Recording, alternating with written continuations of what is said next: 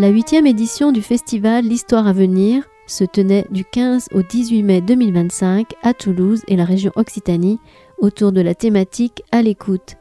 Nous vous proposons de retrouver dans un instant l'une de ces rencontres et tables rondes dans le cadre de sa sous-thématique pérenne « Écrire l'histoire ».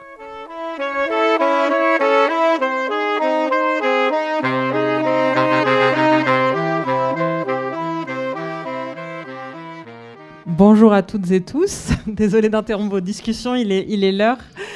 Et nous allons pouvoir commencer cette rencontre. Je suis Emmanuelle Pérez-Tisserand, historienne à l'Université Toulouse de Jean Jaurès, spécialiste de l'Amérique du Nord, comme mon invité que je vais présenter dans un instant. Je vais juste rappeler, mais je pense que vous le savez, que dans quel contexte, dans quel cadre cette rencontre s'organise. Parmi vous, il y en a peut-être qui sont des habitués des rencontres d'Ombre Blanche, il y en a de très nombreuses, donc ça, vous savez comment consulter le programme et suivre toutes ces merveilleuses rencontres autour de plein de livres, donc ça c'est très bien. On est aussi dans le cadre du festival L'Histoire à venir. On est bien en plein le 3e jour, l'avant-dernier jour du festival, dans sa 8e édition.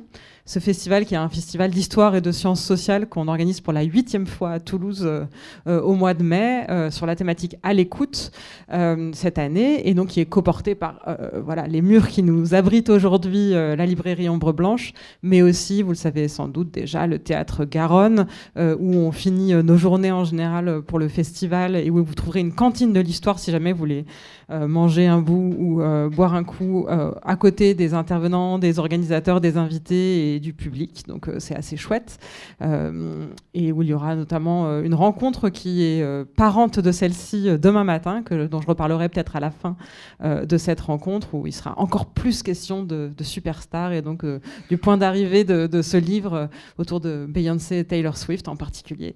Et donc pour finir, les partenaires, les éditions Anacarsis et l'Université Toulouse Jean Jaurès, dont j'ai l'honneur de faire partie. Voilà. Alors vous savez que le 4e jour du festival, c'est au public après de dire tout ce petit laïus auquel vous êtes habitués. J'en viens à la rencontre d'aujourd'hui qui est inscrite dans le programme comme étant dans un des thèmes récurrents du festival, qui est écrire l'histoire. Et mon invitée aujourd'hui écrit l'histoire en effet, puisqu'elle a quand même fait paraître 3 livres cette année universitaire, depuis octobre 2024 jusqu'à mars 2025. On a donc 3 ouvrages. Aujourd'hui, il va être plus particulièrement question de celui qui est présenté là, Des femmes en Amérique chez Perrin. Mais Virginie Adan, donc mon invitée, a aussi écrit et fait paraître à la toute nouvelle collection au PUF Une année dans l'histoire, 1619, l'autre naissance des États-Unis, ainsi qu'un ouvrage qui est tiré de sa thèse de doctorat, Aux origines de New York, femmes et hommes dans la formation d'une société coloniale, donc presse universitaire de Rennes. C'est celui-là qui date de 2024. Écrire l'histoire donc, qu'est-ce que ça fait d'écrire l'histoire du point de vue des femmes, c'est ça dont il va être question ici principalement, mais aussi depuis avec 1619 l'histoire des minorités, des esclaves, des personnes qui sont minorisées. Donc on va réfléchir à ça pendant cette rencontre avec les questions que je vais poser avec mon invité.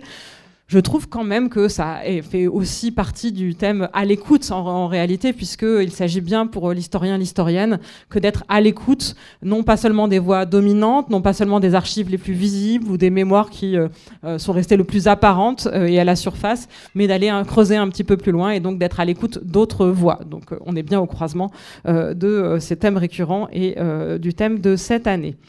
Donc sans plus attendre, une vraie présentation de l'autrice que nous avons l'honneur de rencontrer aujourd'hui, Virginie Adan, qui est maîtresse de conférences à l'Université de Nantes en histoire moderne, c'est-à-dire que dans son enseignement et dans son intégration scientifique, elle étudie la période historique qui précède la période contemporaine. Je vous fais réviser un petit peu vos périodes historiques.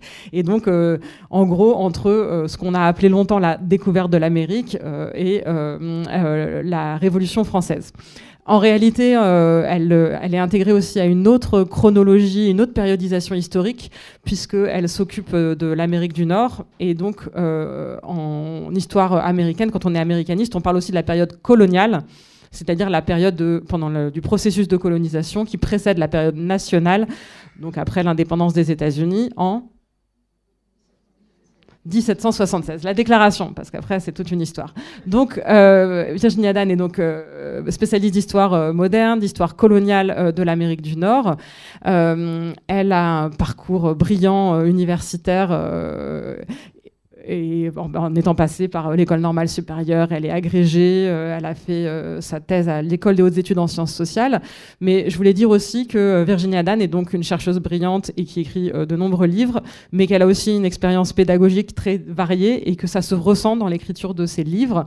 Alors, celui-là est très lisible, mais c'est quand même le plus...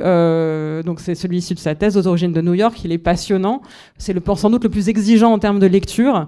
Vous pourrez le feuilleter. Mais par contre, que ce soit 1619, qui est plus court, ou encore davantage des femmes en Amérique, ils sont extrêmement accessibles, extrêmement bien écrits. On va passer un petit peu de temps et vous pourrez l'aborder dans vos questions.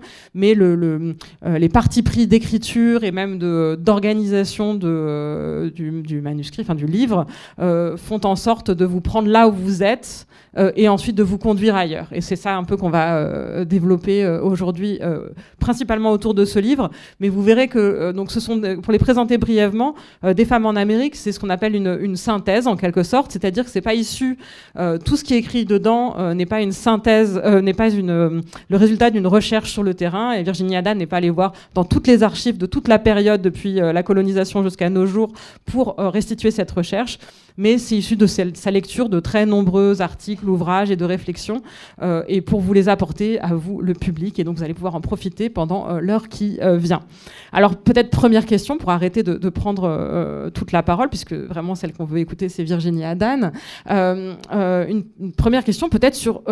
pourquoi ce livre? Qu'est-ce qui t'a, lancé dans cette aventure? Quel a été ton propos et ton objectif? Qu'est-ce que finalement tu voudrais transmettre à cette foule nombreuse réunie ici par rapport à ce livre et des lecteurs et lectrices plus nombreuses, évidemment, en France ou francophones? Donc déjà, merci beaucoup au Festival Histoire à venir et à la librairie Ombre Blanche de me recevoir aujourd'hui. Merci Emmanuel déjà pour cette présentation qui me fait rougir. Voilà, tout simplement. D'ailleurs, j'ai littéralement rougi, je pense. Donc voilà, c'est un honneur pour moi d'être ici et surtout pour présenter cet ouvrage qui effectivement... est le fruit d'un long travail. Alors je précise tout de suite, il y a 3 livres qui sont parus cette année, je les ai vraiment pas écrits en même temps, c'est juste les temporalités éditoriales, c'est quand même quelque chose. Chaque maison d'édition a son fonctionnement et ses chronologies particulières, on pourrait en parler aussi, ce serait intéressant. Mais donc, pour en revenir à la jeunesse de cet ouvrage, il est au croisement de plusieurs choses. Il est au croisement déjà de mon parcours à moi en tant qu'historienne, c'est-à-dire que je vais quand même revenir au premier livre, aux origines de New York, donc femmes et hommes dans la formation d'une société coloniale, c'est-à-dire que en fait quand j'ai commencé à travailler sur l'histoire coloniale nord-américaine, je me rappelle, je voulais travailler sur New York parce que pourquoi pas. Et mon directeur de thèse me disait mais il y a un sujet intéressant sur les femmes. Et moi je disais non franchement c'est quand même un peu cliché quoi. C'est parce que je suis une femme qu'il faudrait que je travaille sur les femmes. Je n'ai pas très envie d'être dans ce truc-là. Et moi-même en fait c'est mon cheminement qui a été un peu marqué par ça, qui a été de me dire je veux pas. Est-ce que ça risquerait pas de m'enfermer de faire de l'histoire des femmes? Quel est l'intérêt de faire de l'histoire des femmes? C'était une question que je me posais moi au tout début de mes recherches. Et en fait, c'est une question qu'ensuite on m'a beaucoup posée. Alors pas forcément en contexte universitaire, parce qu'en réalité, dans le contexte universitaire, l'intérêt scientifique du genre ou l'intérêt de passer par l'histoire des femmes, il est démontré. Donc ça, c'est pas un problème. Mais alors, dans des discussions du quotidien, bien souvent, on me demandait c'est quoi l'intérêt? Donc il y avait un petit peu ça. Déjà, il y a mon cheminement personnel de ce point de vue-là. Ensuite, la deuxième chose, c'est que via ce cheminement, j'ai évidemment beaucoup lu sur les femmes, sur le genre, sur ce que ça signifie théoriquement, mais aussi sur les apports en histoire, dans les études historiques à différentes périodes. Et deuxième chose, il y a une éditrice chez Perrin qui m'a contactée, qui m'a dit ce serait bien qu'on travaille ensemble. Par contre, je ne sais pas sur quoi. Mais voilà. Et donc moi, je lui dis il n'y a pas de synthèse récente sur l'histoire des femmes aux États-Unis.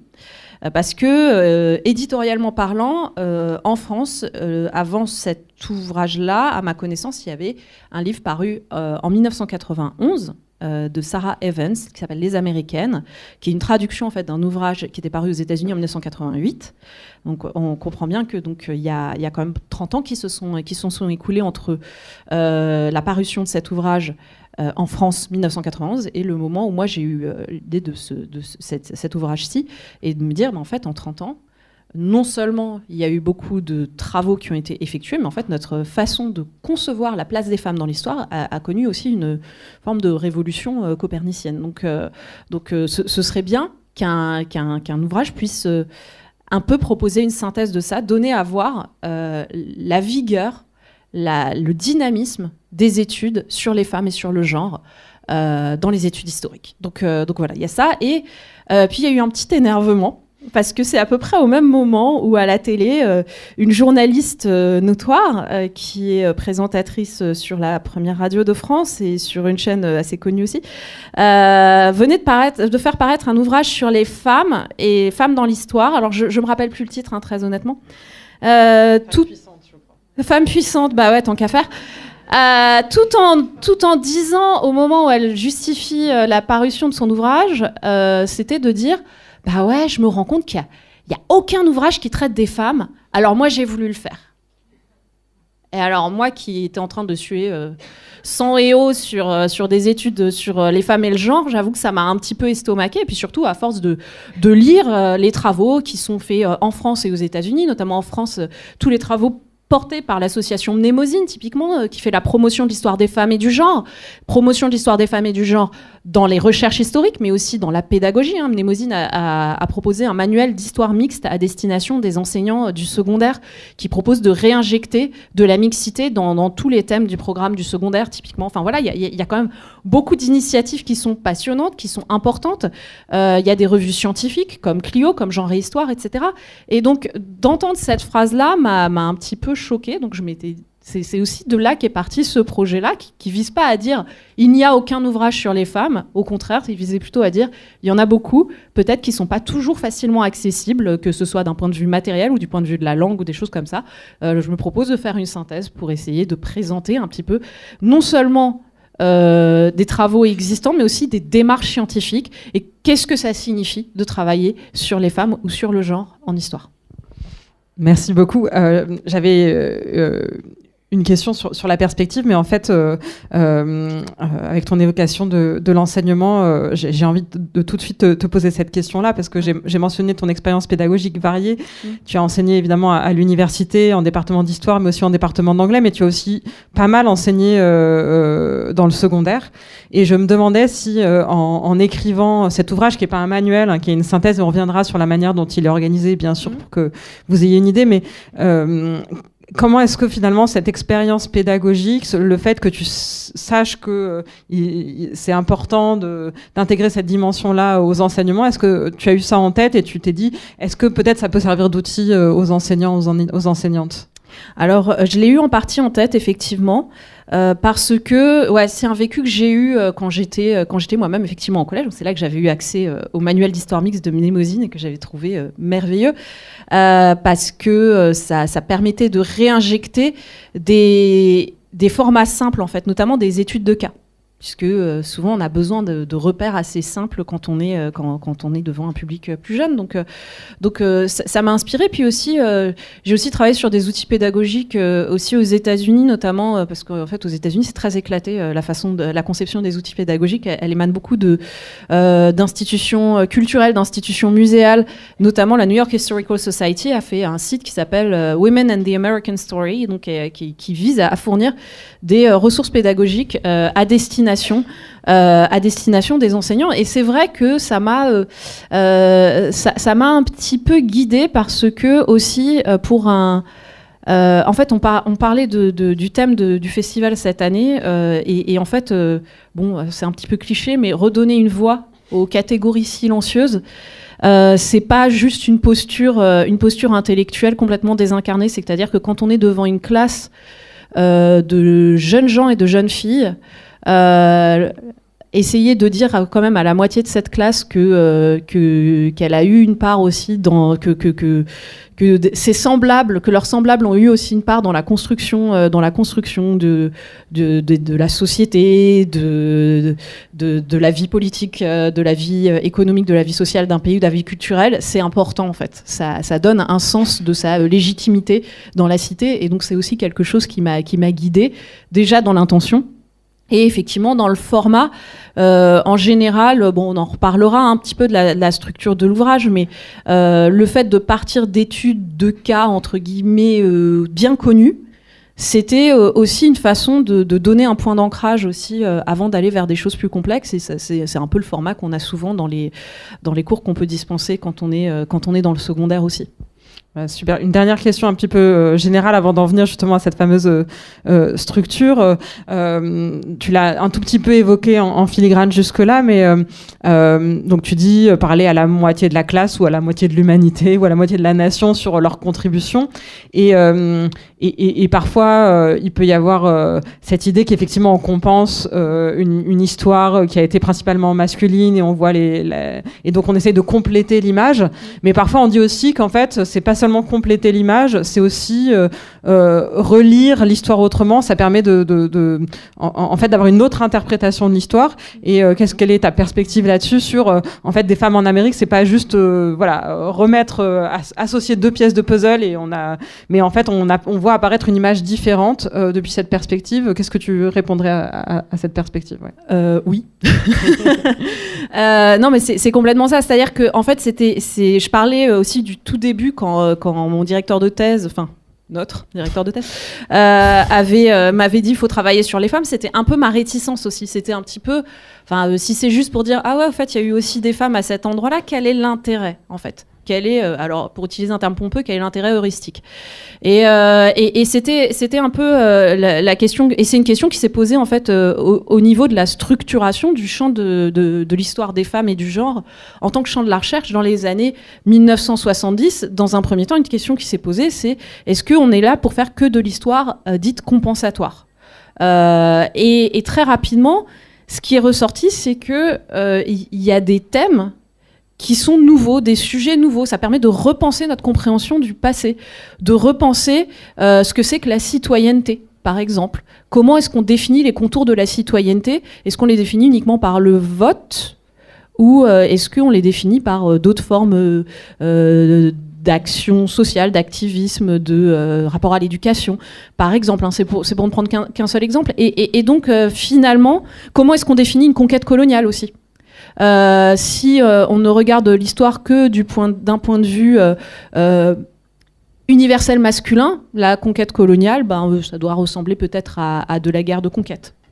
Peut-être que si on prend en compte une mixité de genres, ça va inclure de réfléchir au sens de l'implantation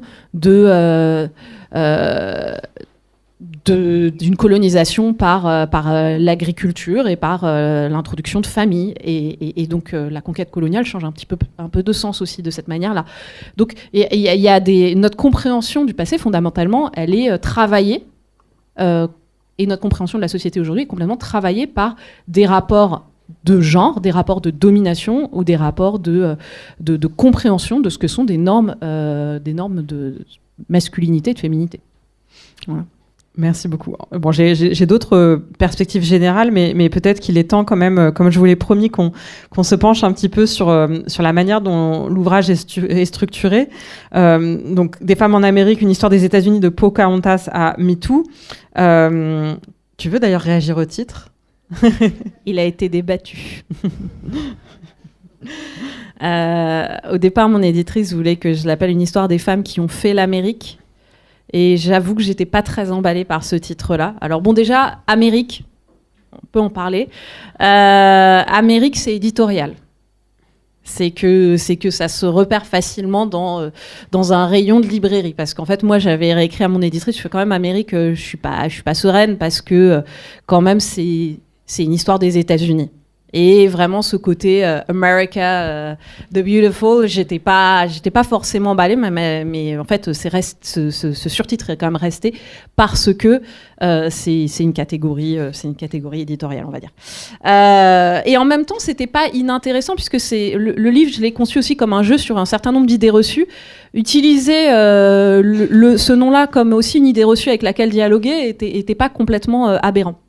Ensuite, ce titre de Pocahontas à MeToo, en fait, au départ, je l'avais intitulé de Pocahontas à Beyoncé, histoire de vraiment charger un petit peu la mule sur le côté pop culture. Et à vrai dire, mon éditeur m'a dit quand même le premier nom est déjà très pop culturel. On va peut-être pas le faire aussi sur le terminus ad quem. Et moi, je voyais pas. Je comprends pas. Pocahontas, c'est pas de la pop culture, c'est un personnage historique. Et puis ensuite, je me suis souvenu. Voilà.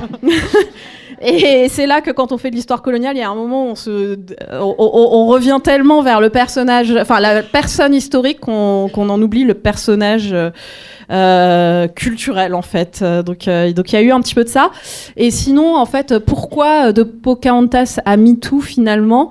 Parce que en fait, Pocahontas, ça correspond à 1607. Ça correspond à ce qui est traditionnellement, dans ce qu'on considérerait comme le roman national états-unien, ça correspond à ce qui est un des récits des origines, c'est-à-dire l'arrivée des Anglais à Jamestown. Et l'arrivée des Anglais à Jamestown est rapidement suivie de la rencontre entre John Smith et Pocahontas. Je fais exprès de mettre John Smith en premier parce que c'est lui qui raconte l'histoire.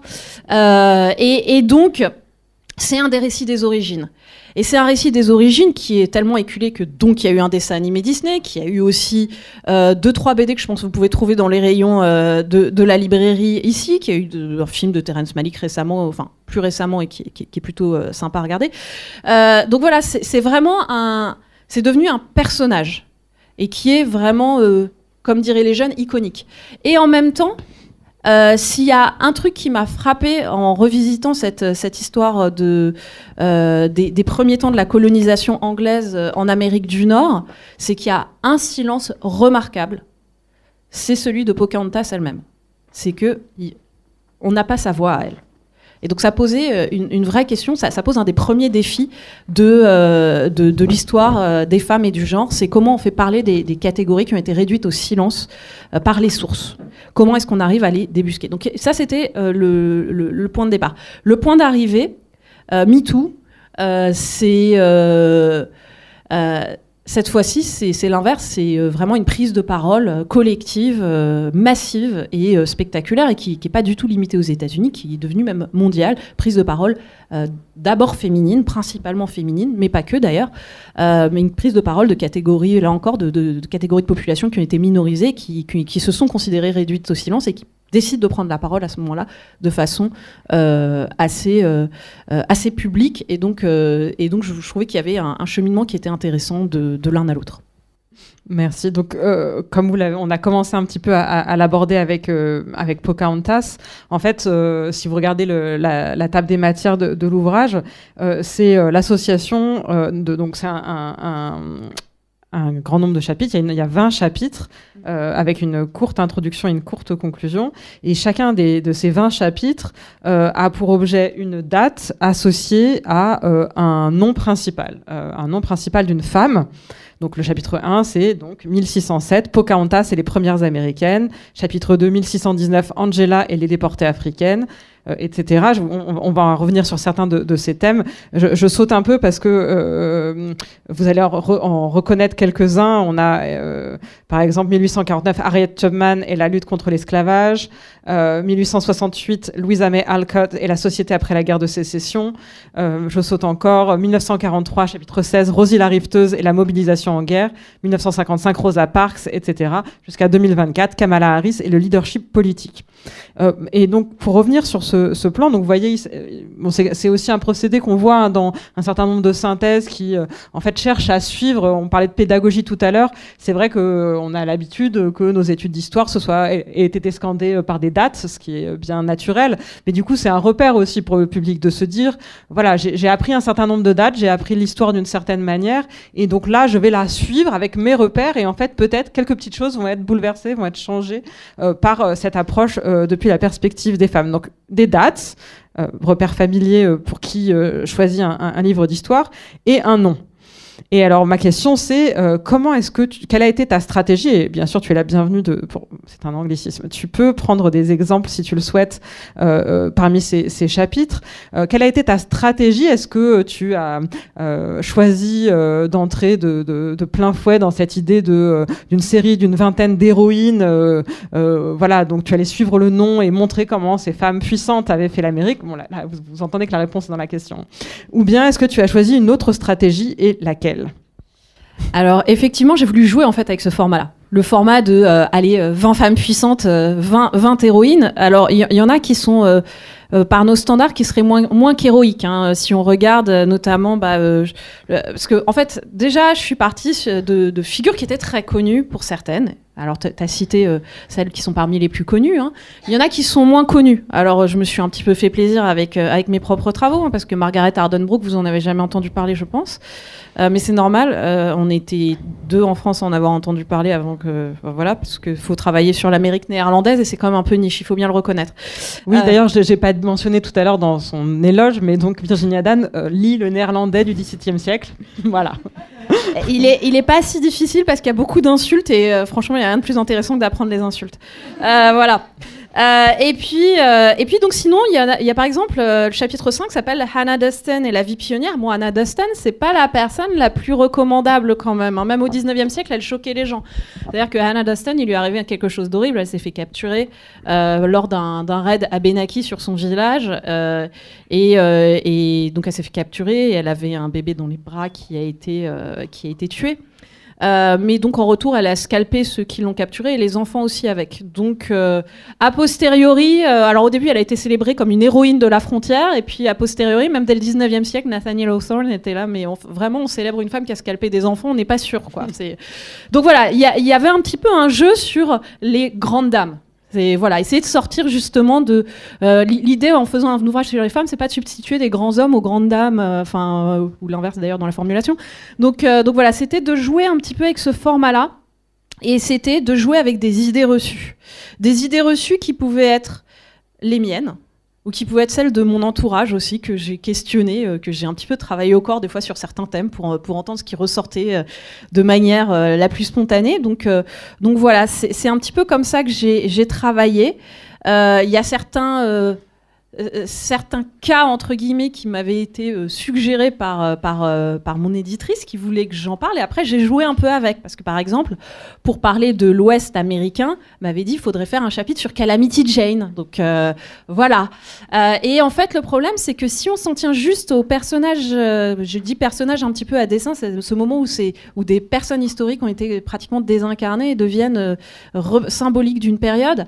Si on s'en tient qu'aux plus connus, il y a quelque chose qui ressort très rapidement, c'est que ça va être principalement que des femmes blanches de milieux très bourgeois et qui sont passées à la postérité. Et d'ailleurs, c'est un petit peu normal, c'est aussi celles qui ont produit de l'écrit plus facilement, souvent. Et donc, ça me posait un petit peu problème, ça. Donc, comment on fait pour naviguer avec ça? Comment on fait pour dialoguer avec ça? Donc, en fait, il y avait aussi un enjeu pour moi d'essayer de restituer une forme de diversité sociale, une diversité dans les origines, dans la diversité aussi de ce qui a constitué la population des États-Unis. Alors typiquement, le chapitre sur Calamity Jane, il existe bel et bien, mais il n'y a pas que Calamity Jane. J'ai associé notamment le personnage de Sarah Winnemucca Hopkins, qui était une femme Paiute qui a notamment beaucoup pris la parole pour attirer l'attention sur le destin tragique qui a été réservé à son peuple.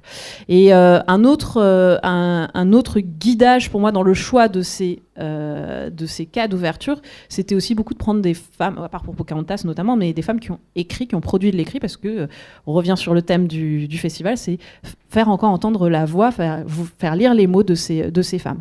Et derrière ça, à partir de l'étude de cas, c'était de tirer les fils, tirer les questionnements qui pouvaient en ressurgir sur ce que c'est que faire de l'histoire, et donc ne pas rester juste à un personnage historique, mais vraiment voir quels sont les thèmes qui peuvent être convoqués à partir d'une anecdote ou d'un destin. Merci. On l'a un petit peu dit en te présentant et dans ces premiers temps. Alors oui, d'abord, placement de produit. La vie de Sarah Winney-Mouka, elle a été publiée chez Anacarsis. Oui. Donc vous pouvez la trouver dans les meilleures librairies, dont celle-ci. Voilà, qui s'intitule « Ainsi je suis venue ».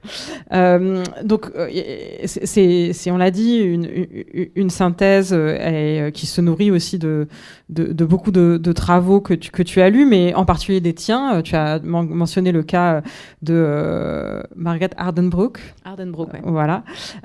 Et est-ce que, justement, par rapport à, notamment, j'imagine, à ces premiers chapitres sur la période coloniale, est-ce que tu peux nous en dire plus sur comment tu as croisé, en fait, parce que tu as donc publié la même année, même s'ils n'ont été pas écrits en même temps, à la fois 1619, Des femmes en Amérique et Aux origines de New York, ou le XVIIe siècle, en tout cas pour les deux qui ne sont pas Des femmes en Amérique. Donc le XVIIe siècle a une place importante, la formation des sociétés coloniales et donc ces enjeux à la fois de genre, de race, de classe.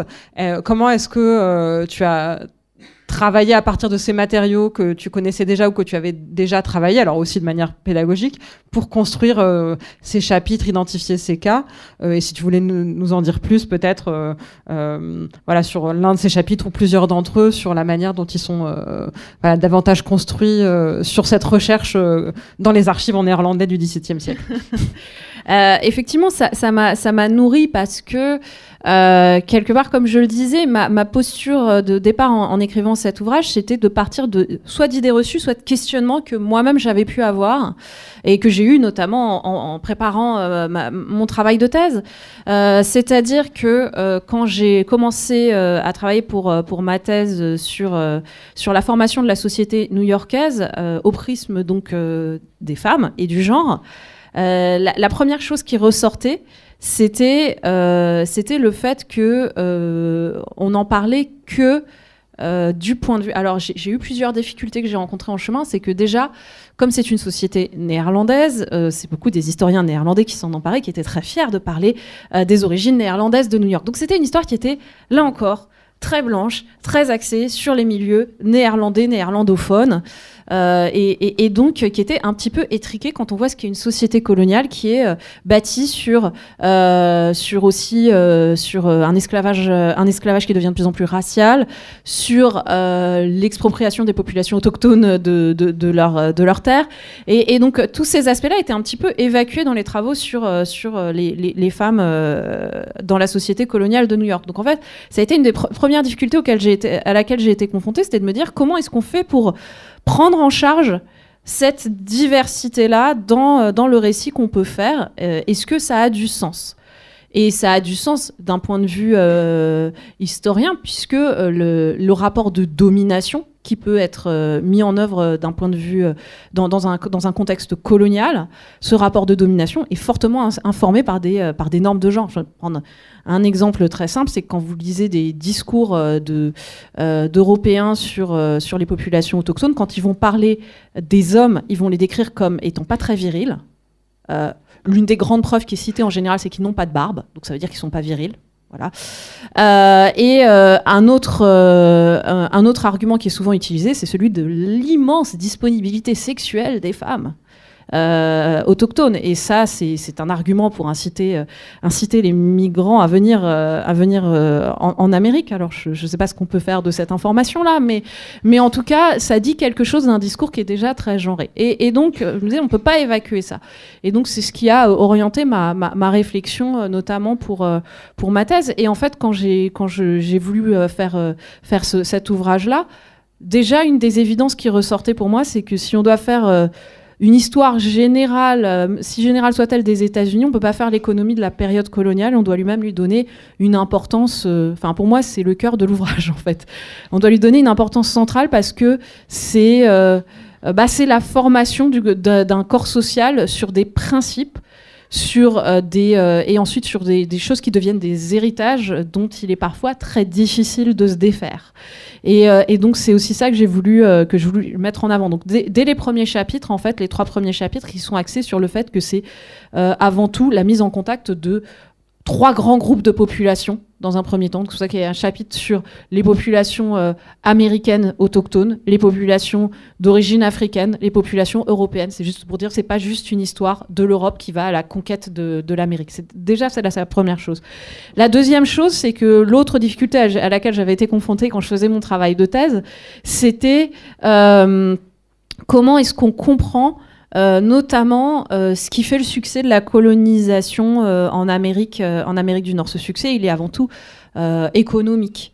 Parce que c'est une des motivations de la colonisation, c'est augmenter la prospérité des puissances européennes. Est-ce que les femmes sont complètement absentes de cela? Une des particularités des sociétés néerlandaises, c'est que c'est des sociétés marchandes, et que dans ces sociétés marchandes, les femmes jouent un rôle autant que les hommes dans le commerce, et dans le grand commerce, dans le négoce notamment. Et donc, un des objectifs aussi, c'était de montrer comment repenser la prospérité économique de ces colonies grâce aux femmes aussi, grâce à l'articulation des relations entre hommes et femmes. Voilà. Notamment dans le cadre d'une économie qui est transatlantique, où les hommes sont souvent absents. Peut-être que c'est important d'avoir quelqu'un à qui on fait confiance à la maison, et pourquoi pas une femme. Et donc ça permet de comprendre le succès économique de certaines de ces sociétés. Et donc j'ai décliné des thèmes comme cela. Il y a aussi la question de la religion que j'ai beaucoup abordée, parce que l'Amérique, dès le XVIIIe siècle, connaît son premier grand réveil religieux. Alors c'est le cas aussi en Angleterre et en Europe protestante, mais ce réveil religieux, c'est aussi un moment de prise de parole pour les femmes, de prise de parole dans l'espace public, dans ce qui commence à devenir un espace public. Et donc, c'est des thèmes comme ça qui ont l'air peut-être d'être secondaires dans le grand récit national de ce que serait l'histoire américaine, mais qui permettent de recomprendre justement ce récit aussi, et de le complexifier un petit peu. Merci. Et c'est vrai que je voudrais insister là-dessus, c'est que ça peut arriver dans ces grandes fresques histoire des États-Unis depuis 1607, etc. Enfin, je cite pas d'exemple précis en tête, mais que finalement la période coloniale soit là un peu en toile de fond ou en prélude à la grande histoire nationale. Et c'est vrai que la grande richesse de cet ouvrage-ci et de ce que peut écrire Virginie, c'est qu'elle écrit depuis la période coloniale en étant spécialiste, et finalement par rapport à une histoire contemporaine sur laquelle on a beaucoup de ressources, sur laquelle on a beaucoup écrit, y compris pendant la période révolutionnaire. Là, vous allez avoir un récit qui vraiment, comme voilà, elle vient de le dire, est ancré dans ces structures sociales en composition, et qui, on va y venir quand on va parler des chapitres un peu ultérieurs, qui sont recomposés, il y a beaucoup de choses qui changent évidemment à la période nationale et très contemporaine, mais voilà, on n'est pas dans l'idée que c'est un prélude et que c'est un peu quelque chose qui est éloigné et sur lequel on passe pas beaucoup pour en venir à la vraie grande histoire. On a vraiment ces racines-là qui sont très importantes. Oui, l'idée, c'est un peu de sortir de l'idée du mythe fondateur un petit peu aussi. Parce que c'est vrai que souvent, la période coloniale, elle est traitée vraiment à l'aune de ce genre de thème mythe fondateur. Dans mythe fondateur, il y a mythe. Et le mythe est souvent est presque dans l'abstraction, quoi. Et donc, pour moi, l'idée, c'était de vraiment restituer une construction sociale sur la longue durée. Alors, on va avancer un petit peu. Alors, si vous voulez vraiment réentendre parler de Pocahontas, vous pourrez poser la question. Je vais essayer d'avancer un petit peu, mais si vous voulez que Virginie vous raconte la vraie histoire de Pocahontas, on pourra peut-être négocier ça au moment des questions. Et vous l'aurez compris, un de mes enjeux, c'est aussi de croiser ces différents ouvrages et de faire une présentation un peu croisée. Et ce que je trouve très intéressant, et je pense que c'est aussi une des thématiques qui traverse un certain nombre de rencontres qu'on a eues jusque-là, c'est revenir un peu sur la question de l'esclavage. Et donc ton deuxième chapitre, 1619, Angela et les déportées africaines, qui, comme vous en doutez, croise bien sûr l'autre ouvrage, Une année dans l'histoire, sur 1619. Et en fait, ça me permet de poser un petit peu la question, à l'intention gros mot, de l'intersectionnalité.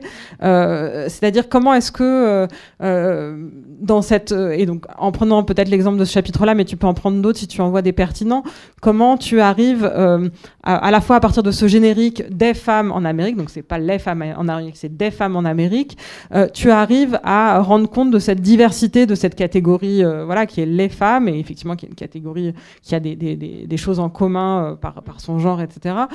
Mais comment tu arrives à la croiser avec d'autres formes de domination, et donc avec celle de l'esclavage, et aussi la question de l'écriture de l'histoire, c'est-à-dire à partir de quelle source, parce que bon, c'est peut-être quelque chose qui est un tout petit peu moins présent dans cet ouvrage-là, mais dans l'ouvrage 1619, cette question de comment est-ce qu'on reconstitue cette histoire, elle est vraiment très présente.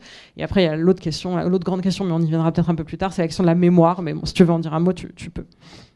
Bah, quelque part, la question de la mémoire, elle vient directement informer ces questions un peu intersectionnelles, d'une certaine manière, parce que ce chapitre 2 sur Angela, alors Angela, j'ai un peu triché, parce que dans les sources, c'est pas Angela qui est écrit, c'est Angelo. Mais Angelo, c'est un nom de femme. Voilà, parce que c'était des noms, c'est un nom portugais, et la pratique portugaise à cette époque-là était épicène, donc voilà. Mais effectivement, il y a un enjeu de mémoire, alors double. Je vais pas parler de celui de 1619, le débat qui a eu lieu aux États-Unis, mais déjà du point de vue de l'écriture de l'histoire, et de l'histoire du point de vue des femmes. C'est-à-dire qu'effectivement, quand on fait l'histoire de l'esclavage et de la traite, il est difficile d'avoir d'autres sources que juste les sources des capitaines de navires, ou les archives des navires, notamment quand on fait l'histoire de la traite pure. Il y a très peu de témoignages qui émanent des personnes qui ont été déportées elles-mêmes, et quand il y en a, c'est vraiment à la toute fin du XVIIIe siècle. Et c'est des récits qui sont faits. Alors l'un des plus connus, c'est celui de Lauda et Chiano. S'il y en a qui sont enseignants dans le secondaire, ils l'ont sans doute croisé, parce que c'est un truc qu'on utilise pas mal pour faire court. Et Lauda et Chiano, il écrit à la fin du XVIIIe siècle, parce que il a retrouvé sa liberté, il a réussi à récupérer sa liberté, et il veut attirer l'attention sur l'horreur de ce qu'est l'esclavage, et donc il écrit ce récit à la première personne. Mais sinon, on n'a pas ça. Et donc, la plupart des récits qui ont été faits pour décrire le transport forcé des captifs africains, il est fait vraiment, voilà, comme je viens de le faire, à l'universel masculin. Et c'est que récemment, et donc c'est pour ça qu'il y a un enjeu mémorial d'une certaine manière, et un enjeu véritablement intersectionnel, c'est que récemment que des historiennes se sont posé la question de quelles sont les inflexions, est-ce qu'il y a des inflexions à cette expérience quand on est une femme, parce qu'en fait on a des sources qui conduisent en fait à retirer le genre, en fait, d'une certaine manière, dans les sources de l'esclavage et de la traite.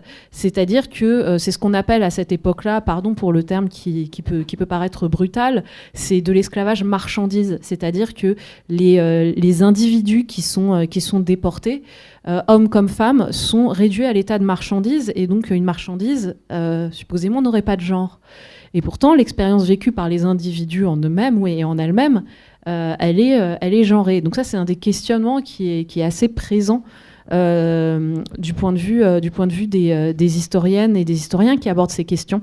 Et donc c'est aussi ça que j'ai voulu restituer, et ça joue un rôle important, parce que c'est ce qui permet justement de sortir d'une forme d'universalisme, parce que il n'a pas grand sens d'un point de vue, il n'a pas une grande pertinence du point de vue de notre compréhension du passé dans ce cadre-là, parce que cet universalisme nous a conduit un petit peu à effacer la spécificité genrée de l'esclavage notamment. Donc voilà. Et la question s'est aussi beaucoup posée sur un chapitre qui est un petit peu plus tardif, qui est le chapitre sur la lutte suffragiste.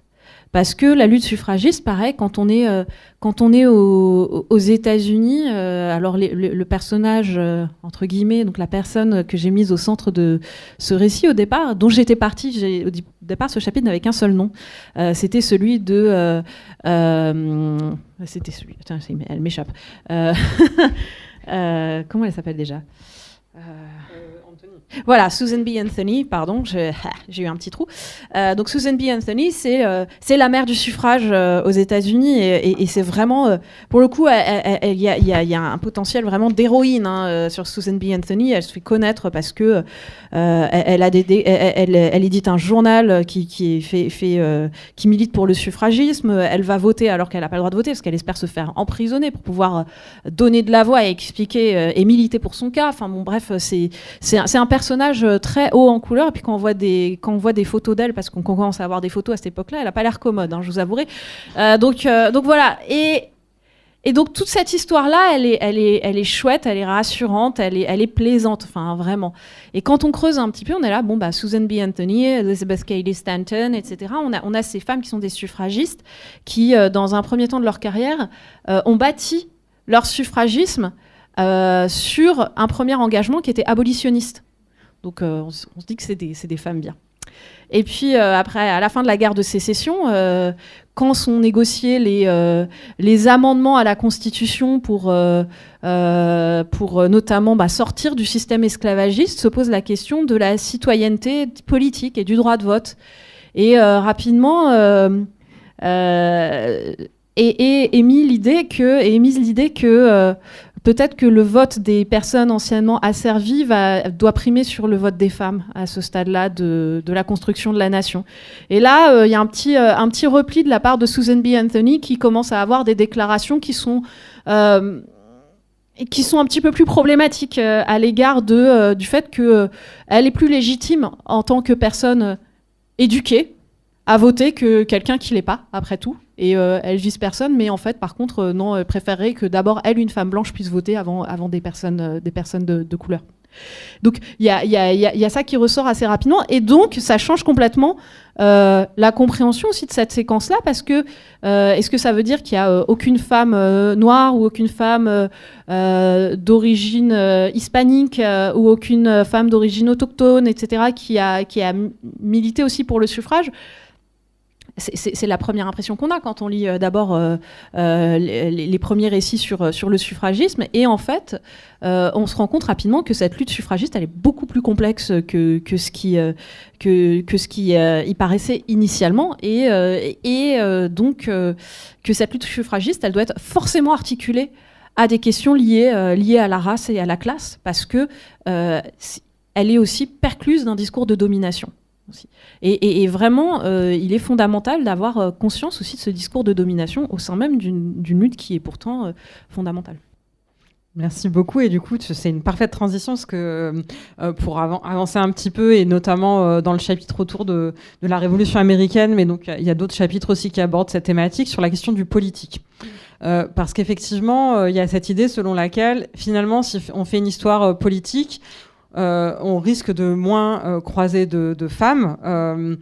Mais toi, j'ai l'impression que ta proposition, et tu es pas la seule à la faire, mais ce que tu mets un petit peu en avant dans ces chapitres, c'est de dire qu'en fait, ça change notre regard sur ce qu'est le politique si on le perçoit du point de vue des femmes et de la manière dont les femmes ont fait avancer certaines luttes, peut-être à bas bruit, ou peut-être que tu as d'autres expressions.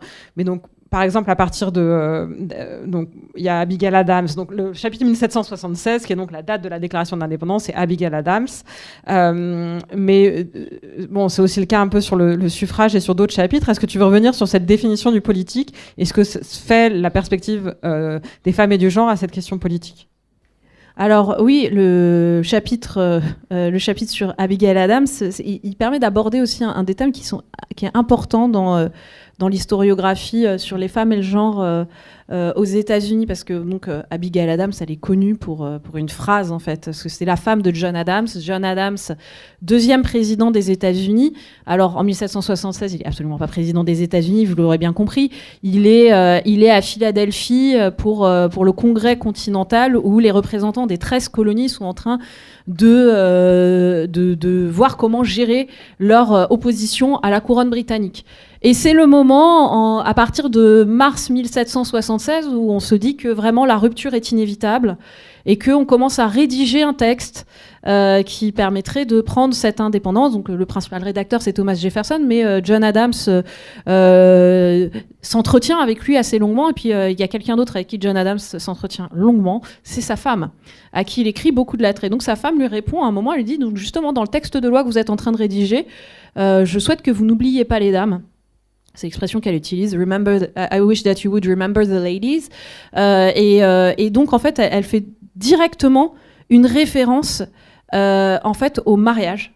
Et au fait que dans le mariage, d'après le droit anglais, donc le droit anglais, c'est un droit commun, la femme est mineure de son mari. Et donc, ne peut prendre aucune décision, théoriquement, sans son autorisation. Elle ne peut rien posséder en propre. Tout commerce qu'elle aura se fera avec son autorisation, etc., etc., etc. Et donc, elle termine en disant les hommes seraient des tyrans s'ils le pouvaient. Et alors, si elle parle de tyran, c'est pas juste pour vanner son mari, même si c'est un petit peu ça, quand même, franchement, l'échange. C'est aussi, si elle fait référence à la tyrannie, c'est que c'est du langage très politique, pour le coup. Le langage de la tyrannie, c'est celui qui légitime la révolte. Et donc, en fait, elle lui dit, si vous continuez d'être tyrannique, nous serons prêtes à nous révolter si nous n'avons pas de représentation. Et là aussi, elle convoque la rhétorique qui était utilisée dans la contestation coloniale contre la couronne britannique, parce que un des grands arguments de contestation contre la couronne britannique, c'est que les colonies refusaient d'être taxées si elles n'étaient pas présentes au Parlement, en ayant comme argument pas de taxation sans représentation. Et donc, elle utilise exactement les mêmes arguments. Donc, on a un langage qui est très politique, et il y a un petit peu une pirouette rhétorique de sa part, ce qui fait que John Adams lui répond « ça va, on a déjà sous la tyrannie du jupon depuis suffisamment d'années hein, », c'est littéralement sa réponse. Mais derrière ça, moi je trouve qu'il y a quelque chose qui est très intéressant dans cette phrase-là, dans « N'oubliez pas les dames », et de faire référence tout de suite quand on parle d'indépendance des États-Unis, la première pensée qu'elle a, c'est le mariage. Et c'est une façon de questionner la radicalité du projet qui est associé à l'indépendance. Est-ce que c'est juste une rupture avec la couronne britannique ou est-ce qu'on essaye de fonder une société nouvelle sur des bases nouvelles et des bases nouvelles qui seraient plus égalitaires pour vraiment tout le monde. Et ça, c'est quelque chose qu'elle porte de toute façon de manière assez explicite. Un peu plus tôt dans la même lettre, elle lui parle du fait qu'elle est opposée à l'esclavage. Et donc, il y a la question du projet de société. Et cette question du projet de société, elle est au cœur de l'implication de bien des femmes pendant la séquence révolutionnaire et après, en fait. Et ces femmes sont considérées dans les programmes scolaires comme des oubliées de la Révolution, parce qu'elles n'obtiennent pas de droit politique, elles n'obtiennent pas le droit de vote, mais en fait, elles récupèrent une forme d'influence politique d'une autre façon, par l'éducation ou par l'action sociale qu'elle mobilise de plus en plus pour faire valoir un certain nombre d'idées. Alors encore une fois, là, ce dont je parle, c'est toujours de femmes qui sont plutôt issues de milieux très éduqués et très bourgeois et très blancs, mais quelque part, ce qu'on voit aussi, c'est quand on parle de politique, je suis désolée, je vais prendre un slogan qui est très éculé, mais qui est important. Le personnel est politique aussi, en fait. Et c'est ça qui est... Et ce personnel est politique, c'est le slogan de ce qu'on a appelé la deuxième vague féministe dans les années 70. Mais en fait, quelque part, c'est un peu ce que dit déjà Abigail Adams. Et d'une certaine manière, c'est aussi ça que je trouvais important. C'était de voir ce qu'on définit comme du politique. Est-ce que c'est juste faire la guerre et se faire élire à des fonctions d'État, ou est-ce qu'il y a beaucoup d'autres choses qui sont politiques et beaucoup d'autres façons de comprendre le politique? Merci. Il nous reste encore un tout petit peu de temps ensemble avant d'ouvrir aux questions. Et bon, tu es 17e-iste et moi je suis 19e-iste, donc vous avez vu qu'on n'avance pas très vite dans le temps et que j'évite soigneusement le 20e siècle, et je vais faire je vais continuer parce que je sais que le chapitre 13 a aussi une place particulière dans ton cœur. C'est 1868, Louisa May Alcott, et nous sommes dans une librairie et donc est-ce que tu peux un peu développer ce que tu as voulu faire avec ce chapitre 13? Alors Louisa May Alcott, c'était mon petit chouchou, parce que quand j'avais 8 ans et demi, ma maman m'a offert les 4 filles du Dr March. Donc Voilà. Et là, quand je parlais de jouer avec mes propres idées reçues, c'est un petit peu ça. C'est que j'ai lu Les 4 filles du Docteur March quand j'étais petite fille. Je pense que ça m'a guidée beaucoup. Je crois que je regarde une fois par an la version avec Winona Ryder, parce qu'elle a des très beaux cheveux dedans. Ouais, on est d'accord. Hein. Voilà. Et donc, je pleure et des choses comme ça. Et en fait, pourquoi je dis ça, c'est que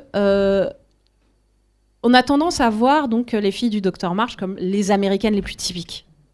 C'est vraiment l'incarnation des États-Unis. Et c'était un petit peu une idée reçue qui m'a peut-être guidée dans mon envie de faire de l'histoire américaine. Hein. Je pense que ça a pu jouer. Et les Américaines typiques, c'est quoi une Américaine typique en fait ? Et donc 1868, on est au sortir de la guerre de sécession. Est-ce que vraiment quatre jeunes femmes qui viennent de Concord, Massachusetts, sont les plus représentatives de la nation qui est telle qu'elle existe alors.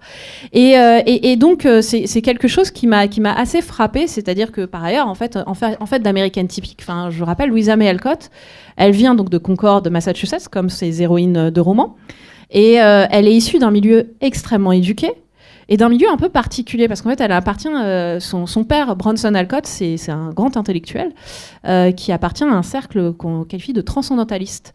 C'est un milieu philosophique, théologique, littéraire, qui est incarné aussi par Emerson, par Thoreau, par Hawthorne. Et c'est que des grands noms de la littérature des États-Unis et qui ont comme idée que l'accomplissement avant tout doit être personnel et doit être le but de la vie, c'est de rechercher la quête du perfectionnement personnel qui conduit aussi un petit peu à Dieu. Et ça vaut aussi pour les femmes d'ailleurs.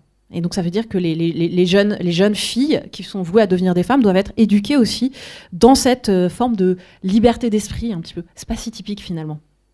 Et en fait, c'est ça qui est mis en scène dans Les filles du Docteur March. En fait, c'est des quêtes d'accomplissement personnel qui sont complètement en décalage avec les normes de l'époque, qui sont aussi complètement en décalage avec la réalité sociale de la plupart des personnes qui vivent dans ce que sont devenus les États-Unis, puisqu'en fait, la vie des filles du Docteur March ou de Louisa May Alcott, qui était le modèle de Jo March, c'est pas la vie d'une ouvrière de Lowell, Massachusetts, ou de New York. C'est pas la vie d'une femme anciennement asservie qui vivrait dans le sud ou qui décide de migrer vers Chicago. C'est pas la vie d'une femme qui vit dans les États de l'Ouest. Et donc en fait, l'intention que j'avais là-dedans, c'était de jouer avec mes propres idées reçues, c'est-à-dire de partir de Jo March qui dit Noël ne sera pas Noël sans des cadeaux, et puis ensuite d'explorer justement une polyphonie qui est nécessaire quand on veut comprendre les femmes des États-Unis, en fait. Voilà. Très bien. Bon, allez, quand même, on va faire une dernière question pour traiter tout le XXe siècle. mais après, effectivement, encore une fois, le livre est très riche. On va pas prendre tous les chapitres, mais c'est vrai que quand on parle d'histoire des femmes et du genre, le XXe siècle, en particulier la deuxième moitié du XXe siècle, est relativement importante. Et puis, surtout, dans le contexte politique d'aujourd'hui. J'en choisis un, c'est comme ça. À partir, disons, du chapitre 18, celui Jane Roe et les droits des femmes. Ouais. Donc, aussi pour présenter un petit peu la manière dont tu as travaillé pour ce livre. Donc là, c'est des périodes que tu as pu enseigner, mais dont tu es moins directement spécialiste en tant que chercheuse, mais sur lequel il y a une très grande littérature. Enfin, c'est le moment de développement des études de genre, du féminisme, etc. Et donc, comment est-ce que tu as travaillé et quelle est peut-être ta proposition à la lumière de ce que tu as fait, de périodes dont tu es la plus spécialiste et sur lesquelles tu as aussi peut-être plus de choses nouvelles à apporter?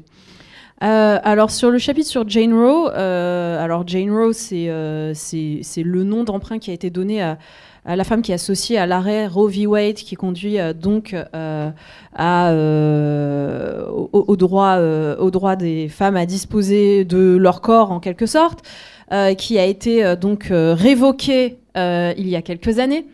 Et donc ce chapitre-là, c'est vrai que celui-là, il est un petit peu particulier parce qu'il est axé à la fois sur des lectures, des travaux d'historiennes et sur des lectures activistes en fait, de féministes, d'auteurs-d'autrices féministes qui ont produit en fait de la pensée sur ce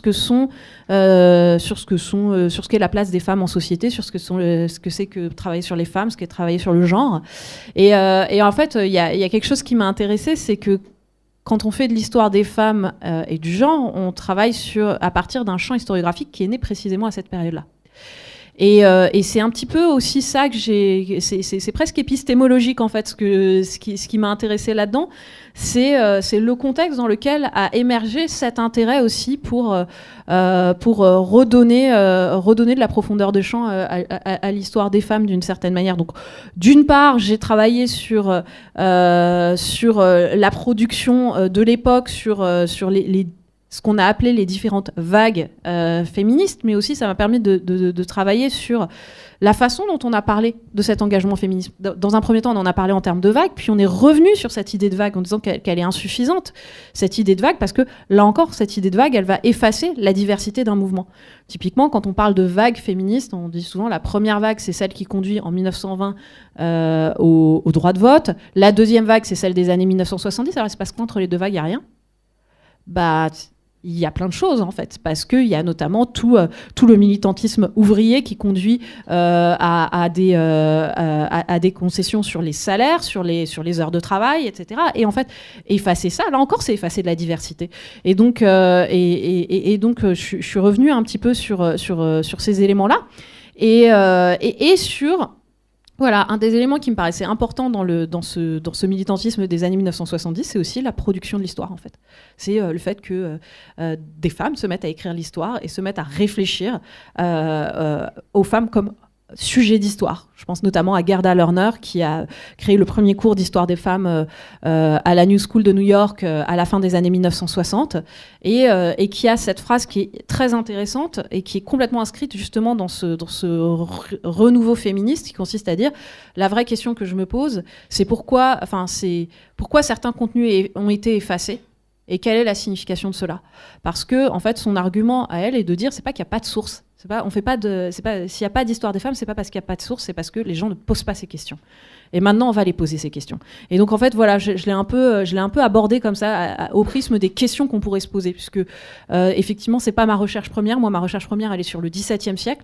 Mais forcément, quand on travaille sur ce type d'approche historienne, on est obligé de dialoguer avec la façon dont l'approche elle-même a vu le jour. Et donc, c'est un peu comme ça aussi que je l'ai vu. Merci, parfait.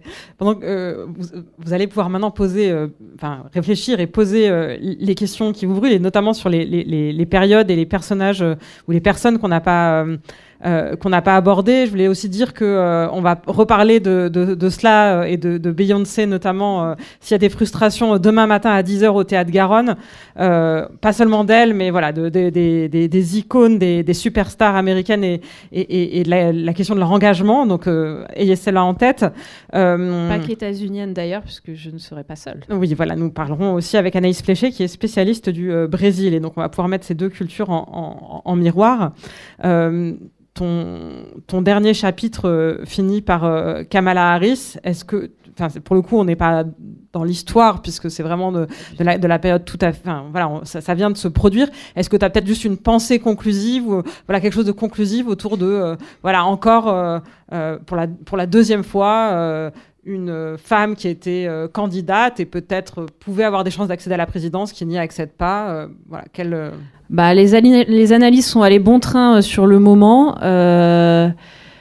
Alors, je pense qu'il est encore un peu tôt pour tirer complètement des conclusions et que les réponses sont assez complexes, mais ça m'embête de finir là-dessus. Sur la citation que je vais faire, je présente mes excuses au festival, mais je trouve qu'il y a la réaction d'un personnage qui est devenu un personnage politique finalement assez important aux États-Unis, qui est assez révélatrice de... quand Elon Musk a juste tweeté « La cavalerie arrive », pour signifier que les hommes allaient voter pour empêcher qu'une femme accède au pouvoir. Ça ne veut absolument pas dire que c'est pour ça qu'elle n'a pas été élue, mais ça veut dire qu'on ne veut pas complètement non plus l'évacuer. Voilà. Merci. Donc, on a 25 minutes pour vos questions. Donc, on peut faire circuler un micro, lever la main bien haut et vous pouvez poser les questions sur voilà, tout ce contenu formidable qu'on a pu aborder au cours de cette dernière heure et qui se trouve dans le livre de Virginie Adan. Alors, bonjour et du coup, merci pour cette rencontre. Et moi, j'avais une question parce que vous questionnez aussi l'identité américaine à partir du prisme féminin et féministe. Et ma question, c'était du coup, est-ce que vous incluiez, ça se dit comme ça, la diaspora américaine dans vos recherches et aussi l'Amérique coloniale, je dirais, avec notamment le prisme de Puerto Rico ou d'Hawaï, par exemple? Alors, j'ai un peu inclus Hawaï dans la réflexion. Après, comme c'est un ouvrage qui est de synthèse et que j'avais un nombre de signes qui était restreint, que j'ai déjà complètement explosé, j'ai dû faire des choix, mais on va dire que déjà en abordant la question de l'Ouest, ça invite évidemment à questionner l'expansion coloniale. Et en questionnant l'expansion coloniale, évidemment, la question de Hawaï et de Porto Rico peut être prolongée de cette manière-là. Moi, je ne l'aborde pas en tant que telle, mais c'est quelque chose qui mériterait, en tout cas, de l'être. Merci de me donner des idées pour un volume 2, d'ailleurs. Oui, on a eu d'autres suggestions. Oui, voilà, j'en ai une au déjeuner avec Yann Quentin, donc c'est pas mal. Et alors oui, l'autre chose que je voulais dire comme outil de travail pour cet ouvrage, c'est que vous avez donc la table des matières où il y a les noms propres, voilà, Pocahontas, Harriet Tubman, Angela, etc. Mais en fait, chaque chapitre fourmille de noms et en fait il y a un index à la fin. Donc si vous voulez vérifier, par exemple, on n'a pas parlé de Laura Ingalls Wilder et elle est dedans. Allez voir. Alors elle n'est pas Ingalls, elle est Wilder, mais elle est dedans. Donc voilà, si vous aviez un doute, elle est là. Merci. Bonjour. Je me posais la question de savoir si votre ouvrage ou vos recherches abordaient aussi la façon dont parfois certaines femmes ont été utilisées, certaines femmes qui ont, comme Rosa Parks par exemple, qui ont été utilisées comme des icônes, qui ont été mis au devant finalement de la scène historique, mais au détriment finalement d'un paysage plus large de femmes qui, notamment dans le mouvement des droits civiques, et comme on l'a vu pour les dernières élections américaines, qu'il y a eu aussi un gros maillage de participation de femmes afro-américaines dans la vie politique. Est-ce que vous explorez aussi ce brandissement d'une femme iconique qui efface finalement quelque chose de plus large? Merci pour cette question. Oui, tout à fait. Ouais, j'en parle beaucoup. Enfin, en tout cas, j'espère. Moi, j'ai l'impression d'en avoir beaucoup parlé parce que ça me paraît absolument fondamental. Et c'était aussi un des jeux avec le format, puisqu'on parlait des grandes femmes. Alors, je fais notamment dans le chapitre, à vrai dire, alors sur Rosa Parks un petit peu, surtout sur le chapitre sur Harriet Tubman, parce qu'il y a le côté de la surfemme. La surfemme qui va éclipser tout un appareillage activiste qui est collectif, qui repose sur de l'activisme de terrain. Et ça me paraissait fondamental de mettre ça en avant, en fait. Et c'est moi de le mettre en avant, mais aussi parce que la recherche le met aussi beaucoup en avant. Et cette recherche qui est aussi le fait de personnes qui sont militantes elles-mêmes et qui tiennent à dire, en fait, voilà, c'est des mouvements qui sont collectifs. Et effectivement, que ce soit au moment de l'abolitionnisme du 19e siècle ou au moment du mouvement pour les droits civiques, bah justement, en fait, c'est très intéressant de parler des temporalités, de la façon dont prendre en compte les femmes permet de transformer un peu, de travailler notre compréhension du passé. Le mouvement pour les droits civiques, dans l'idée la plus classique, le mouvement pour les droits civiques, c'est années 50-60 à peu près, c'est ça. Et effectivement, plus on prend en compte les femmes, plus on restaure l'idée du long mouvement pour les droits civiques. Et c'est parce que ce long mouvement pour les droits civiques, c'est-à-dire qu'on peut faire remonter pratiquement à la fin du 19e siècle, pratiquement dès les lois de Jim Crow, en fait, il repose sur l'action sociale, l'action de terrain de personnes qui sont bien souvent des femmes, en fait, et pour la plupart des femmes de militantisme éducatif, d'aide sociale, d'assistance, etc., etc. Donc oui, complètement, c'est au cœur de la réflexion, aussi dans le fait de l'articuler aux grandes dames, en fait, en quelque sorte. C'est un peu de déconstruire le principe de la grande dame pour voir derrière, en fait, le collectif qui peut être en jeu.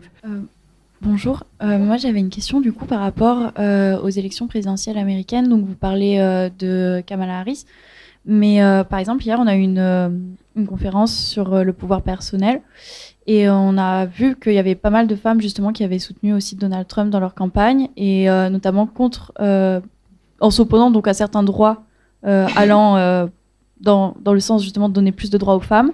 Donc est-ce que aussi vous vous intéressez à ces groupes de femmes qui justement sont relativement conservatrices et s'opposent donc à la libération de la femme et au pouvoir Alors, oui, très très bonne question et très importante. Et effectivement, quand on parle en fait, la dernière partie de mon ouvrage est beaucoup axée sur les formes de militantisme. Et c'est vrai qu'il y a des formes qui... Il y a un militantisme féministe, mais il y a un militantisme féminin qui n'est pas féministe, et des fois un militantisme féminin qui sans se déclarer féministe et quand même va dans le même sens, et un autre qui ne va pas dans le même sens. Et je pense que si on doit historiciser ça, on peut même le remonter. Alors un des moments d'épanouissement de ce militantisme féminin qu'on pourrait qualifier de conservateur ou de réactionnaire, c'est beaucoup justement dans les années 70. À la fin des années 70 aussi, et c'est en partie cet activisme-là qui va nourrir le programme politique de Ronald Reagan et ce qu'on a appelé le backlash, d'une certaine manière, enfin ce que Suzanne Faloudi a appelé le backlash d'ailleurs. Et effectivement, c'est quelque chose de très important parce que ça questionne la façon dont les femmes aussi conçoivent l'égalité, l'équité. Et aussi, en fait, un terme qui est beaucoup utilisé par les militantes réactionnaires, elles parlent de privilège. Et l'idée, c'est que le thème du privilège, il est hyper important parce que je suis moderniste, et quand on est moderniste, on travaille sur des sociétés qui sont fondamentalement inégalitaires et où l'inégalité, elle est conçue, elle est décrite à l'aune de privilèges, une inégalité de naissance qui doit déboucher sur des droits spécifiques pour les uns et les autres. Et c'est ça qui est réactivé en fait par ces militantes conservatrices en fait. Et c'est quelque chose qui est important. Et oui, j'en parle du coup dans mon livre, aussi bien quand il est question du féminisme et notamment des débats sur l'Equal Rights Amendment, proposition d'un amendement pour vraiment une égalité des droits pour les hommes et les femmes, donc un amendement qui est porté dans les années 70 et qui échoue à la toute fin des années 70, et je crois que c'est juste des effets d'annonce ça, mais je crois que en fait un amendement peut être validé, peut être ratifié quand 2/3 des États le valident, et il entre dans la Constitution à ce moment-là, et on est arrivé aux 2/3, je crois, je crois que c'était en 2021 ou en 2022. Je sais plus, mais en tout cas, Joe Biden avait tenté de faire un petit effet d'annonce en disant qu'il devrait rentrer dans la Constitution, mais c'est pas légal puisque le temps de ratification a été écoulé depuis environ 35 ans. Donc voilà. Mais quoi qu'il arrive, voilà, l'Equal Rights Amendment était un moment vraiment de grande visibilité de ce militantisme-là, et évidemment. Les présidences Trump et même avant cela, certains mouvements d'extrême droite comme le Tea Party ont donné une place importante en fait à une parole féminine, mais à une parole féminine réactionnaire ancrée en fait sur l'idée d'une place traditionnelle de ce qui va être décrit comme la femme, justement, plutôt que les femmes. Donc voilà, on revient vers quelque chose qui est un peu essentialisé et qui reposerait sur des privilèges plutôt que sur des droits. Donc quelque chose qui est intéressant à creuser là-dessus, voilà, et que j'évoque dans le livre. Déjà, merci pour la conférence, mais j'aurais une question qui est plus d'ordre méthodologique. Vous avez parlé de Pocahontas et justement, vous disiez qu'il n'y avait pas de voix, etc. Comment on fait dans la recherche donc, pour donner une voix quand il n'y a pas d'écrit ou de choses comme ça ? C'est une très bonne question. Donc je suis contente parce que quand j'entends des questions intéressantes comme ça, je me dis que bon, ça veut dire que je donne à réfléchir dans les bonnes directions. Alors en fait, c'était un des défis que je voulais mettre en avant dans ce chapitre-là, c'est que alors d'autant plus que il y a quelques années, on était en 2007, et en 2007, il y avait les 400 ans de cette fameuse rencontre entre Pocahontas et John Smith, et ça a incité les historiens, les chercheurs en sciences sociales à se poser ces questions justement, à vraiment batailler avec le décalage entre l'état des connaissances sur le passé et les intentions des historiennes, des historiens, des chercheurs et chercheuses en sciences sociales en 2007. Parce que, en gros, qu'est-ce qu'on a pour aborder l'histoire de Pocahontas ? On a quelques récits de premiers administrateurs de Virginie qui parlent d'une fille qui s'appelle Pocahontas, déjà. Et sinon, on a John Smith. John Smith, c'est quelqu'un qui est fabuleux.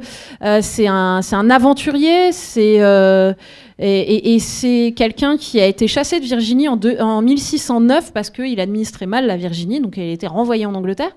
Jusqu'ici, il n'avait pas trop parlé de Pocahontas, mais par contre, il commence à en parler en 1624.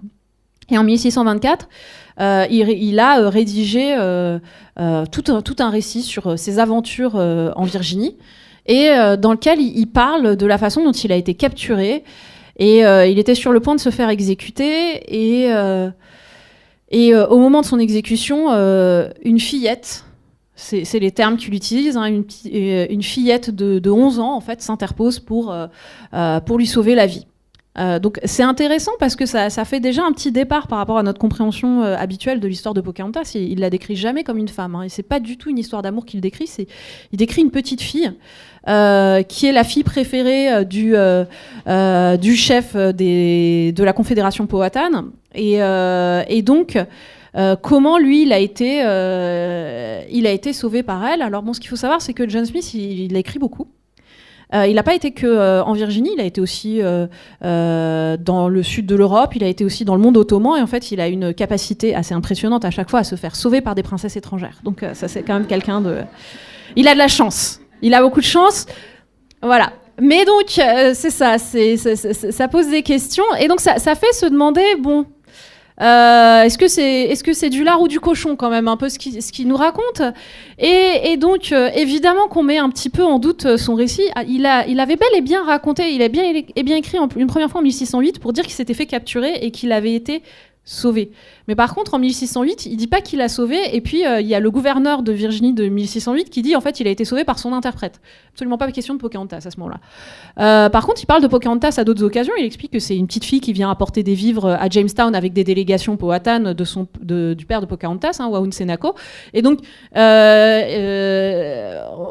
la voit, on sait qu'elle a existé.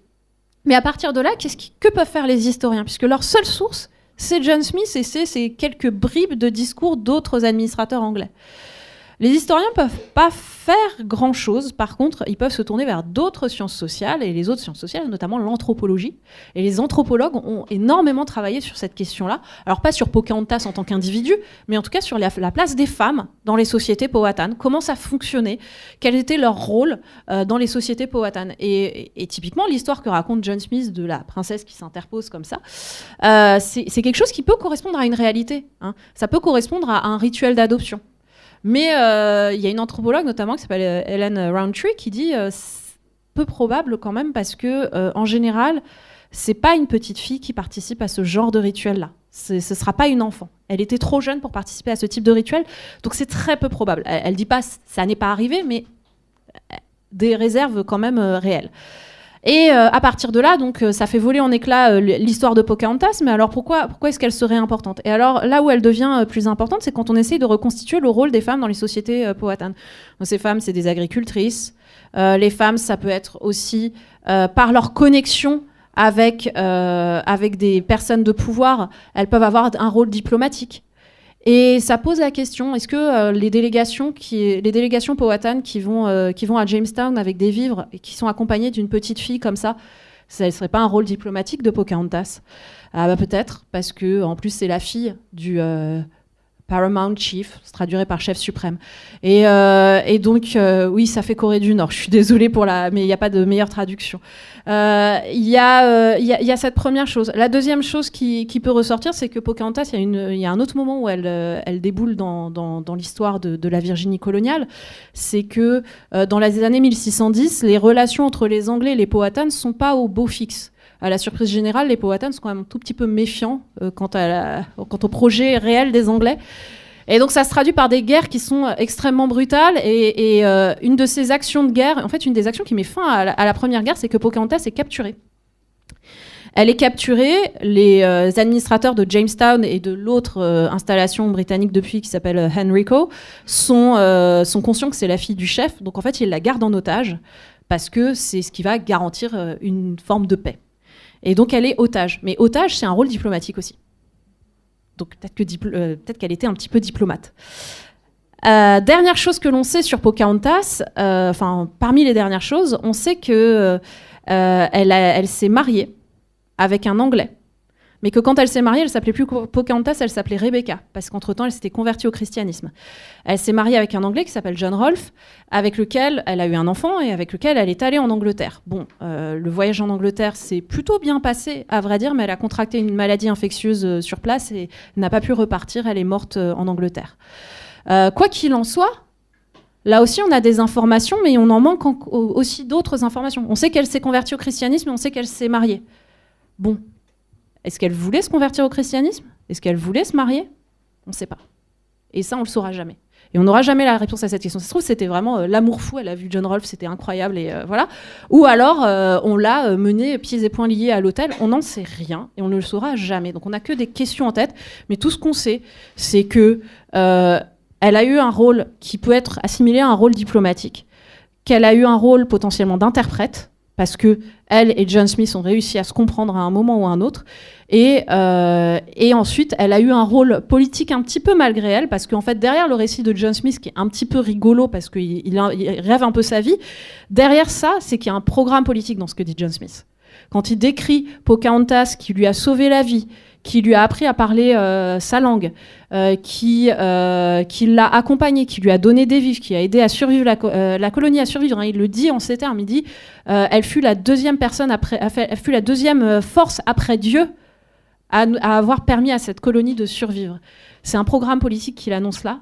Ce qu'il va dire, c'est voilà une personne. Je vais mettre beaucoup de guillemets parce que c'est comme ça que c'était conçu à l'époque. Une personne qui est sauvage, qui a pu se civiliser, qui a pu se christianiser. C'est une opportunité coloniale. Et en fait, c'est ça le discours de John Smith quand on le décrypte un petit peu. Et donc, du coup, une fois qu'on a décrypté ça, il faut se tourner vers l'anthropologie pour essayer d'aborder un petit peu plus une perspective autochtone, sans avoir celle de Pocahontas en elle-même en tant qu'individu, mais au moins une perspective autochtone.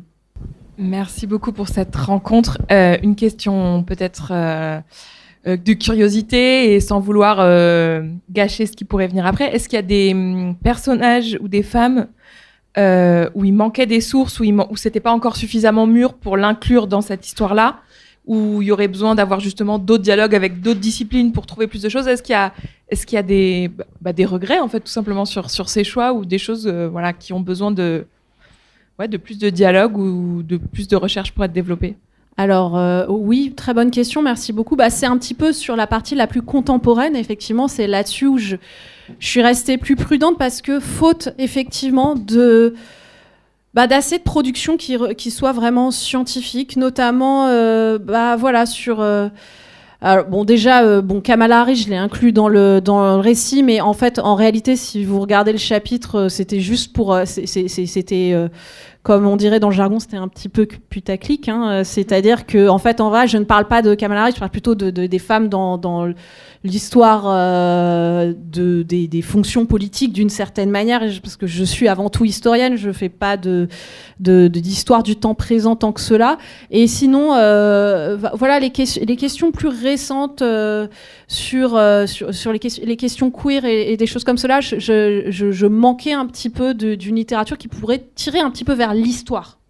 C'est très abordé dans les sciences sociales, mais comme mon prisme au départ était historien, je voulais essayer au maximum de m'y tenir, et donc c'est pour ça que je suis restée un petit peu en retrait, tout en disant que c'est un chantier qui devrait être exploré. Voilà, en gros.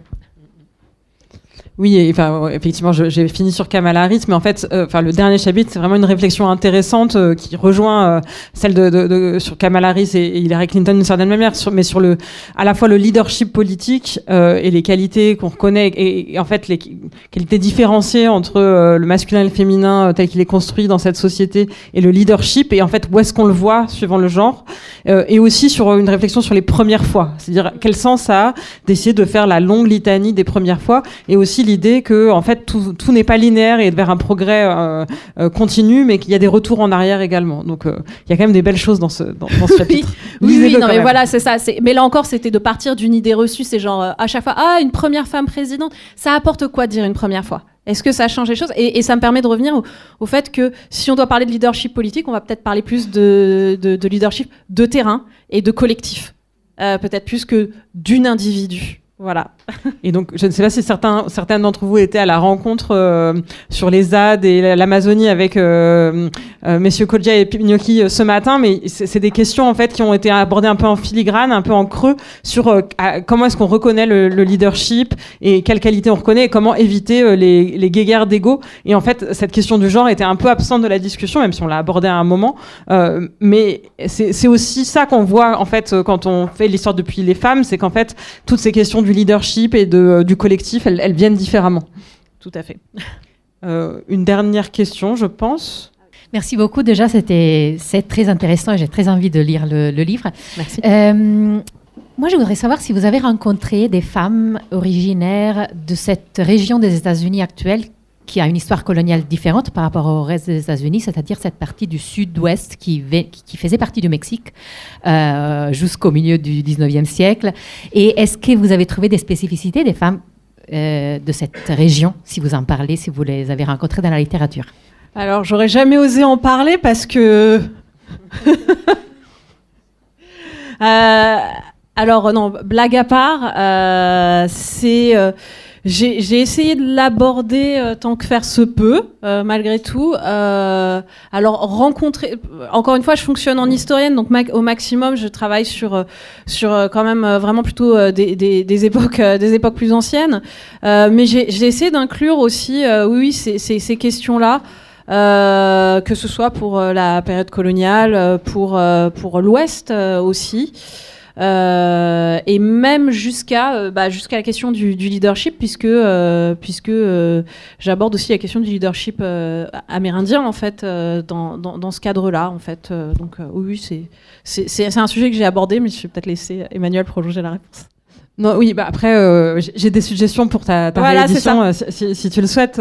Effectivement, j'ai pas présenté mon travail, mais effectivement, je travaillais sur la Californie à l'époque où elle était espagnole puis mexicaine, donc la Haute-Californie, puisque la Basse-Californie est toujours mexicaine, et donc c'est pour ça qu'elle me tendait la perche. Je travaille pas spécifiquement sur les questions de genre, mais effectivement, il y a quand même toute une littérature qui travaille à cette question, à la fois de la place des femmes dans une société qui est aussi patriarcale et catholique, que comme celle de la Haute-Californie espagnole puis mexicaine, mais aussi sur les formes de leadership un peu spécifiques, toutes sont spécifiques, mais des mouvements qu'on a pu appeler Chicano et Chicana, donc soit les descendants, soit en tout cas les migrants de descendants, hispanophones qui viennent du Mexique ou d'ailleurs, et il y a un certain nombre de femmes, je pense à Dolores Huerta par exemple, on a des possibilités, donc pas de souci pour te souffler des noms supplémentaires pour la deuxième à ajouter l'index, mais effectivement cette question de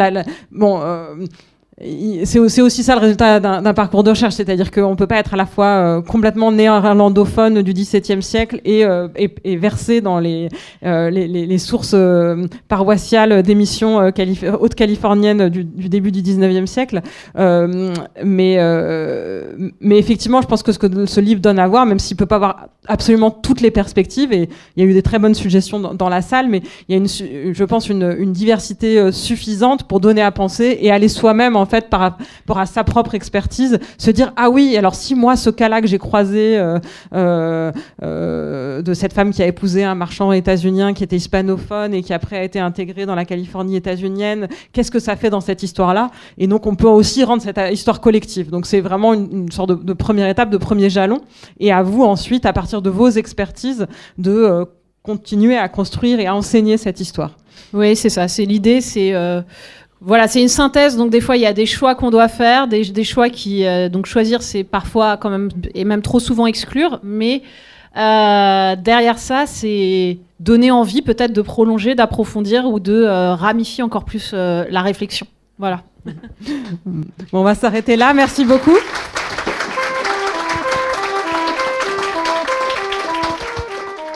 Vous avez pu écouter une rencontre enregistrée lors de l'édition 2025 du Festival L'Histoire à venir du 15 au 18 mai.